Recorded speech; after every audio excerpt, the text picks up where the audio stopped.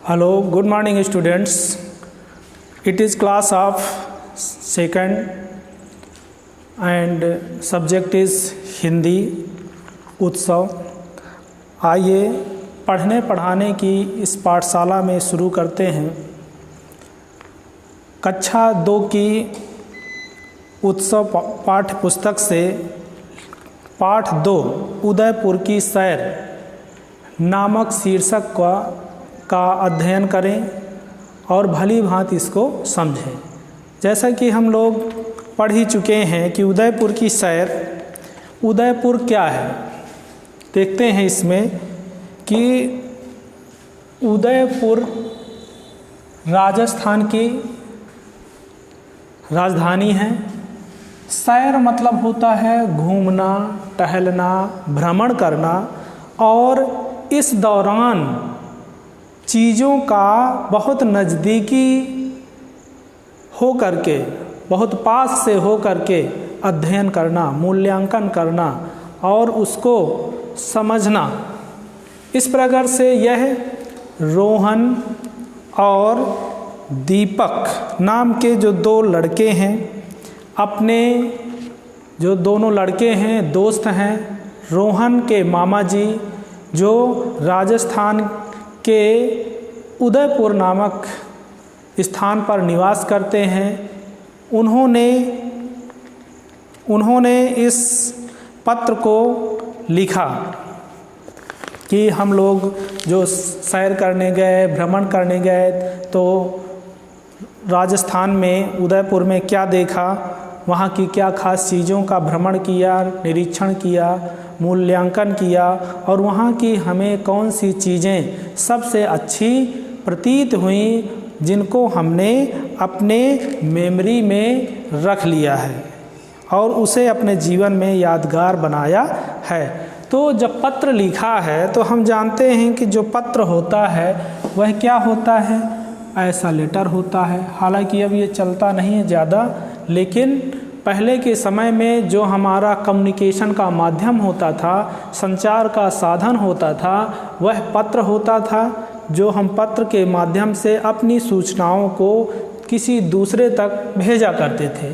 तो पत्र में जो व्यक्तिगत पत्र होता है तो हम जानते हैं सबसे पहले बाएं तरफ में पता लिखते हैं, पता लिखने के बाद दिन लिखते हैं, समय लिखते हैं कि किस दिनांक को लिखते हैं, फिर यहाँ से बढ़िया सम्मान सूचक शब्दों के साथ निर्देशित करते हुए लिखते हैं कि जैसे इन्होंने मामा जी को लिखा है तो देखो आगे आते हैं अवलेशन में कि उदयपुर राजस्थान। अब ये जानते हो कि जो हमारा उदयपुर है वो कहाँ पर है, राजस्थान में। क्यों? राजस्थान की राजधानी क्या है, उदयपुर है।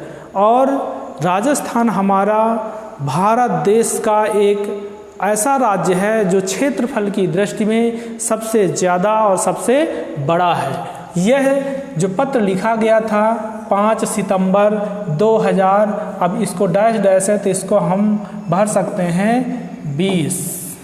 2020 में लिख सकते हैं या कोई भी ईयर डाल सकते हैं जिसमें इन्होंने भ्रमण किया है। अब यहाँ संबोधन शब्द से शुरू किया है कि आदरणीय मामा जी ससम्मान सहित संबोधन शब्द का प्रयोग करते हुए लिखा। फिर इसमें कहते हैं प्रणाम, सादर चरण स्पर्श, आशा है आप सब ठीक होंगे। अब उसने बताना चालू किया कि मैं आशा करता हूँ कि आप ठीक होंगे। मैं परसों दीपक, जो दीपक इनका दोस्त था, दीपक के साथ उदयपुर पहुँच गया था। कहाँ पहुँच गया था? उदयपुर। दिन भर की थका देने वाली यात्रा के बाद हम होटल में विश्राम करने चले गए थे, क्योंकि दिन भर इन्होंने भ्रमण किया, घूमा फिरा तो थक चुके थे, इसलिए विश्राम करने के लिए, रुकने के लिए कहाँ चले गए थे? होटल। होटल एक ऐसा स्थान है जहाँ पर खाने पीने रहने का बढ़िया व्यवस्था होती है। विश्राम मतलब आराम करने के लिए। प्रातः हमने तरोताज़ा होकर के, कहता है कि दिन भर तो हम यात्रा करने में ही थक गए, लेकिन जब रात में रुके होटल में तो सबसे पहले हम अपने आप को तरोताज़ा महसूस किए और झीलों की नगरी को देखा। झीलों की नगरी अर्थात उदयपुर को हमने देखा। फिर आगे आते हैं, फतेह सागर एक बहुत बड़ी झील है। जो फतेह सागर देख रहे हो चित्र में, यह बहुत बड़ी झील है। इसे पाल बांधकर बनाया गया था। क्या किया था? चारों तरफ से घेर करके इसे बनाया गया है। इस झील के बीचों बीच स्थित है, क्या स्थित है? नेहरू उद्यान। जो नेहरू उद्यान है वो फतेह सागर झील के बीचों बीच स्थित है। हम नाव में बैठकर वहाँ पहुँचे। हम नाव में बैठकर कहाँ पहुँचे? नेहरू उद्यान। उद्यान के द्वार पर दो बड़ी बड़ी मछलियाँ बनी हैं। कौन बनी है? जैसे ये गेट है मान लो, तो गेट खूब बड़ा होता है यहाँ, इधर से रास्ता है, इधर से भी रास्ता है, और यहाँ गेट पर दो बहुत बड़ी बड़ी मछली बनी हुई हैं।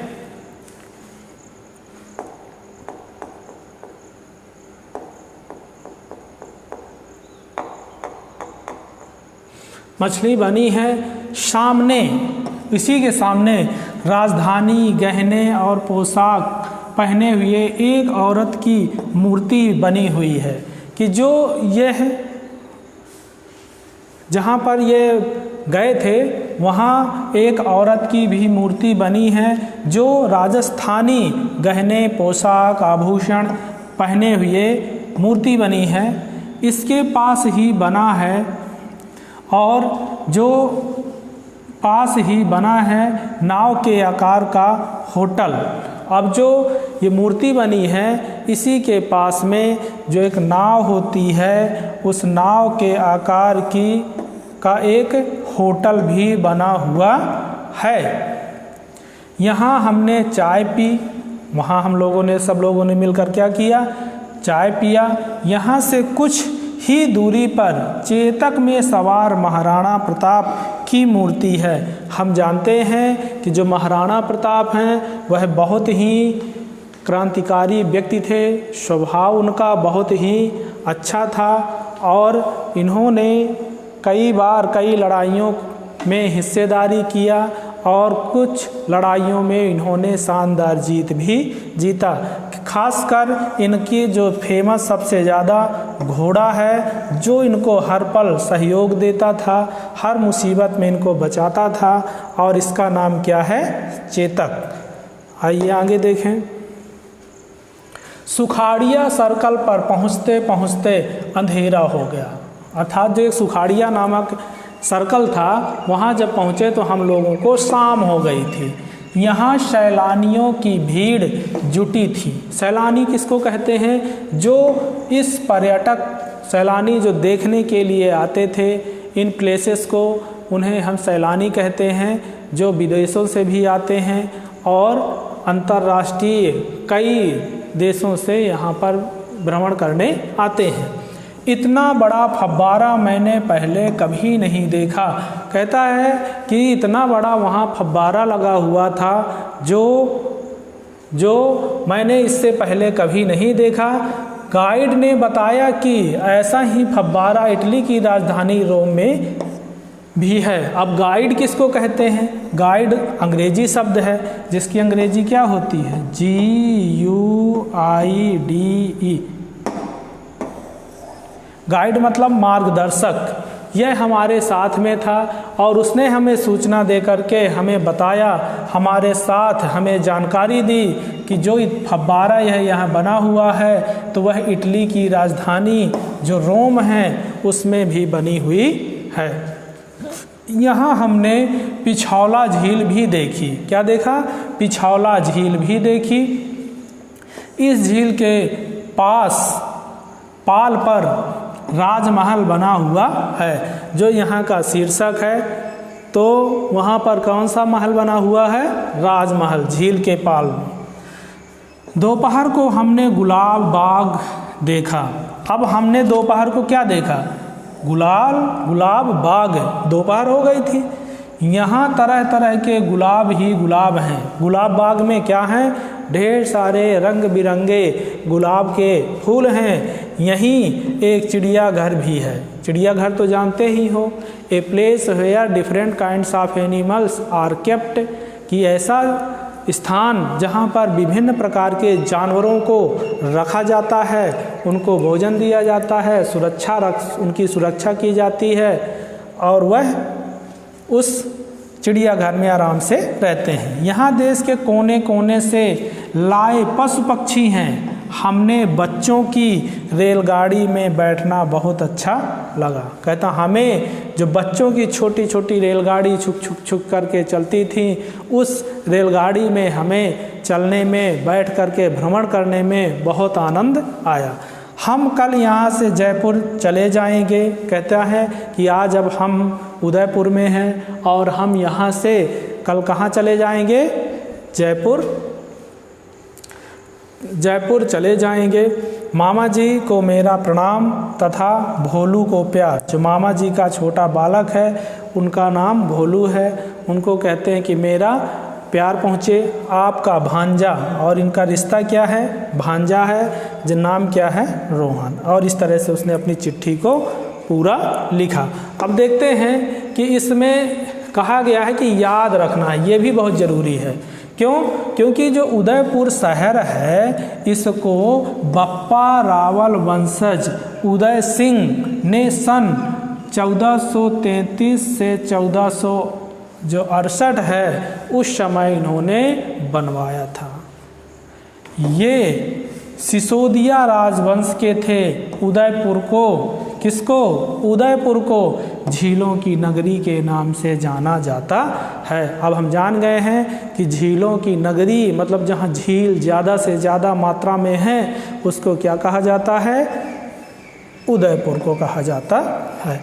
कॉपी में अपने बढ़िया मीनिंग्स लिख लेना है। विश्राम मतलब आराम करना, तरोताज़ा मतलब ताजगी, पाल मतलब होता है किनारा, तंबू, शामियाना, सैलानी मतलब घूमने वाले लोग, टूरिस्ट गाइड को बोलते हैं, पथ प्रदर्शक या रास्ता दिखाने वाला, या उस स्थान का विशेष ज्ञान रखने वाला व्यक्ति जो लोगों के साथ चल करके लोगों को वहाँ के बारे में विस्तृत वर्णन करते हुए बताता है, जिसका वो कुछ खर्च अपने लिए लेते हैं।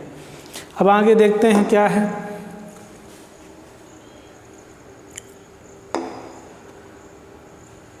इस तरह से अब आगे आते हैं। मीनिंग्स हो गए, मीनिंग्स बढ़िया लिख डालिए, और प्रश्न उत्तर भी हैं।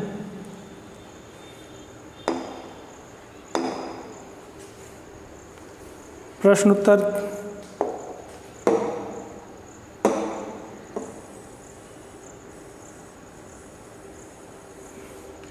आओ प्रश्न उत्तर देखें। अब रोहन ने झील के बारे में क्या देखा?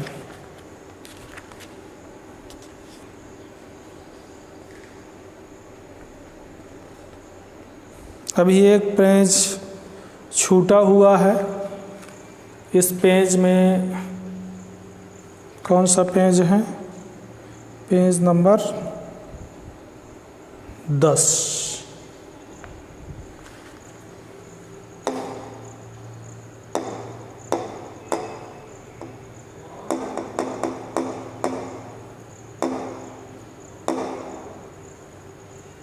पेज नंबर 10 देखते हैं कि 10 में है क्या। ओपन कर लेते हैं। हाँ, यही है।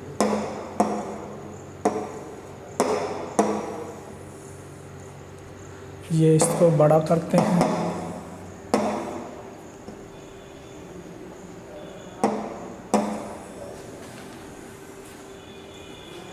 इसमें बढ़िया प्रश्न लिखे हुए हैं, इसको समझते हैं। मौखिक अभिव्यक्ति है,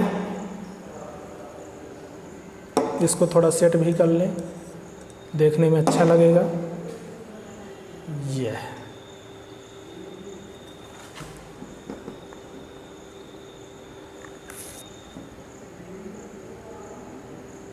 ये इसको थोड़ा और बड़ा कर लेते हैं।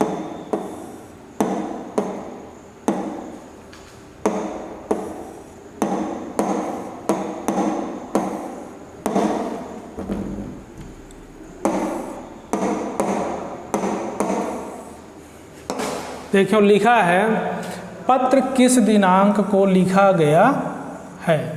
ये पत्र के बारे में बता रहा है कि यहाँ पर जो पत्र है तो किस दिनांक को लिखा गया है।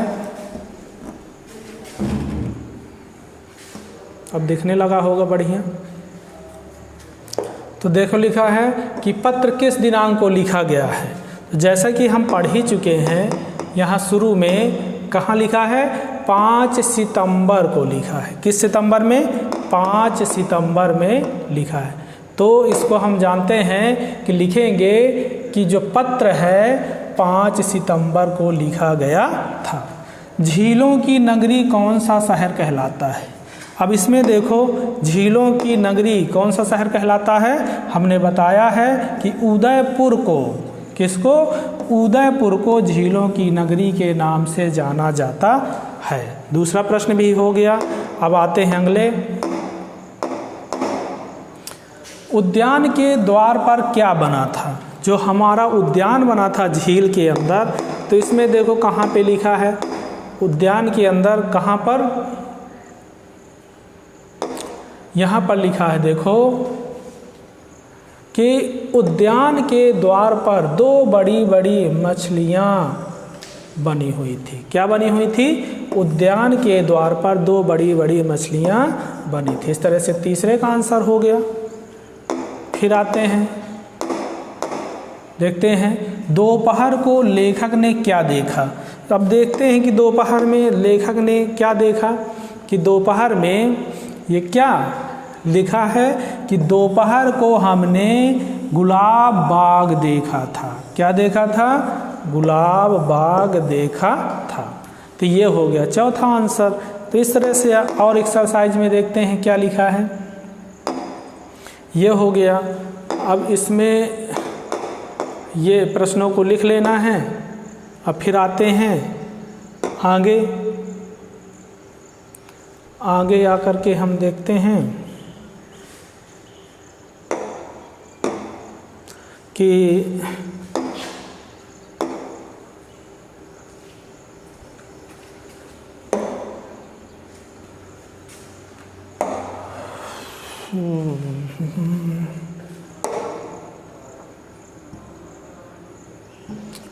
आगे हम देखते हैं कि ये खाली स्थान भी देख लेते हैं इसमें। हाँ, यहाँ पर देखते हैं खाली स्थान भी है। इसमें लिखा है पत्र किसने लिखा है। तो पत्र को किसने लिखा है,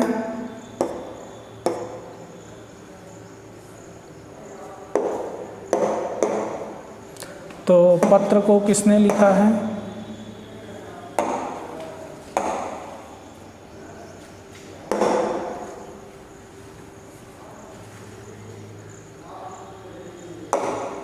तो पत्र को किसने लिखा है, पत्र को रोहन ने लिखा है। किसने लिखा है, रोहन ने लिखा। हमने देखा ही है उदयपुर में मूर्ति में महाराजा प्रताप किस पर सवार है। किस पर सवार हैं, चेतक घोड़े पर। किस पर सवार हैं, चेतक में।